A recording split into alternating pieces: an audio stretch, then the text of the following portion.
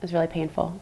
It was like so hard to like sit up and then like to lay back down, like getting in and out of the hospital bed. Like I couldn't do it by myself at all. They would have like two nurses like trying to like maneuver me. And then they'd like try to get you up and walking, obviously, like right away. But it was like so painful to walk. I was like hunched over. So it took some time, and then finally I got there. But even when I went home and like still had to recover, I didn't do the stairs right away. It was just really painful. My cramps now are like so much less. Like I'll still get them. Like I'll take an Advil, it'll go away. But I probably don't even have to take an Advil. I just do it anyway, and it's not as bad at all. Like I was staying home from work before, and now I'm fine.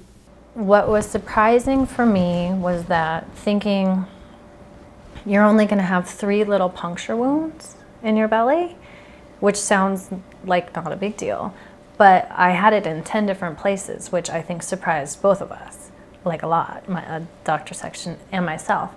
And recovering from that was much more uncomfortable and painful and laid me out for much longer than I had thought. I got a week off from work.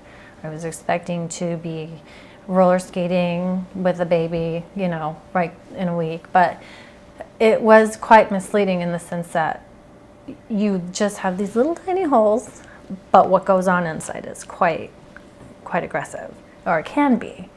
So that was the reality check of like, wait a minute, he's joking around with the little uterus model telling me I'm going to be fine, and then I have the doctors like, we're just going to operate, it's just going to get done, and then all of a sudden I'm like laid out and I'm so uncomfortable, and I'm kind of suffering a little bit, but you recover, you get better.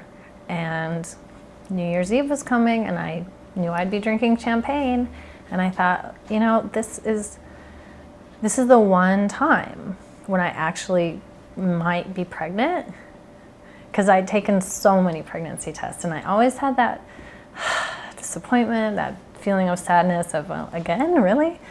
And I took the pregnancy test, and it was positive. And immediately I was just like, oh my gosh, I don't want to lose this baby, because I've just gone through this crazy, fast, like, am I wrapping my head around this the right way kind of journey, procedure thing. And then all of a sudden I had a baby, and the endometriosis wasn't a problem anymore. I was going to have a baby. So I think just what I'm left with thinking of is that it just happened so fast, from diagnosis to treatment to end game. He went in and he took out the cyst as well as a lot of scar tissue that was in all sorts of various places. And then I also woke up without an appendix, because apparently that looks really terrible. So I had a couple extra holes that I wasn't aware were going to be there when I woke up. But it's huge. Yeah, I woke up the next day or after the surgery, and he came in the next day. He was like, were you having a lot of nausea also? Because I guess that's associated with the appendix as well. I was like, yeah, I just thought that was normal. It's not, it's not something normal that everyone has.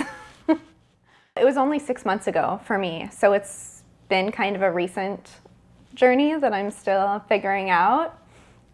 And for a couple weeks, I think I was feeling, after the initial recovery, but I was feeling a lot better. And then my body, I'm not having any of the pain, but still my body will do this excessive bloating, and just like I'm chronically exhausted and tired, and I'll feel like I ran a marathon when I, had a pretty average, I went out of the house, but I had a pretty average day. And so I'm sort of learning to figure out what works best for me. And I think a lot of that has to do with what I put into my body. I was put on the birth control again, I think a couple weeks after surgery, to sort of keep the surgical area clean. But for me, it made me really depressed. And so after about a week, I just decided this isn't for me. I don't want to go that route.